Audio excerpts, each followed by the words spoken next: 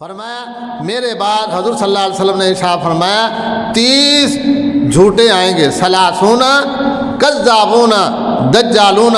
حضور صلی اللہ علیہ وسلم نے فرمایا میرے بعد 30 بڑے جھوٹے قسم کے لوگ آئیں گے، بڑے فریبی قسم کے لوگ آئیں گے جو میرے بعد نبی اور رسول ہونے کا دعویٰ کریں گے۔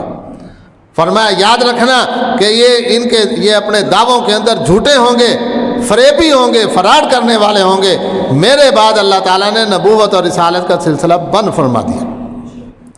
حضور صلی اللہ علیہ وسلم کے زمانے میں ایک آدمی تھا جس نے نبی اور رسول ہونے کا دعویٰ کر دیا، مسیلمہ کذاب اس کا نام آتا ہے، یمامہ کے علاقے کا رہنے والا تھا۔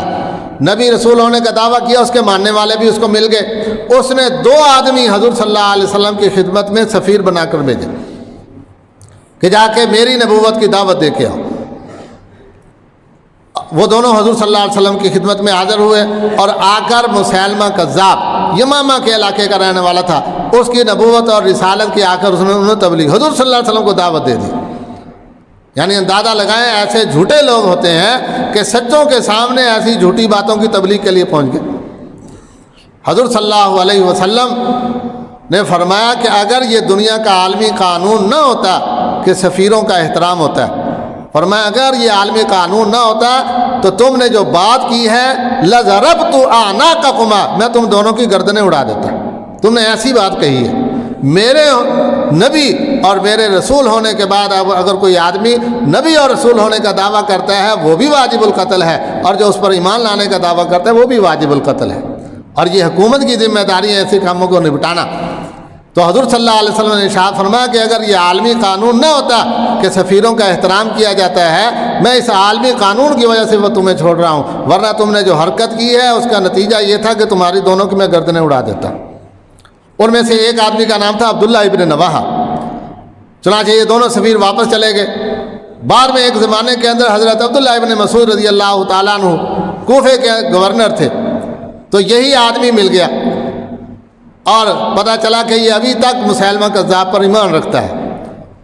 تو حضرت عبداللہ ابن مسعود رضی اللہ تعالیٰ نے فرمایا کہ اس زمانے میں تو سفیر بن کر آیا تھا اور حضور صلی اللہ علیہ وسلم نے تجھے معاف چھوڑ دیا تھا سفیر ہونے کی وجہ سے، لیکن آج تو سفیر نہیں ہے۔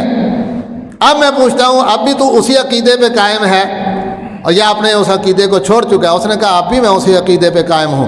حضرت عبداللہ ابن مسعود رضی اللہ تعالیٰ نے ایک ساتھی کو فرمایا اس کی گردن اڑا دو۔ یہ صحابی رسول حضور صلی اللہ علیہ وسلم کے خادم، انہوں نے اپنے زمانے میں ان کی گردن اڑائی، اسی آدمی کی جو حضور صلی اللہ علیہ وسلم کے پاس سفیر بن کر آیا تھا، لیکن اب سفیر نہیں تھا، اب سفیر ہونے کی حیثیت ختم ہو چکی تھی۔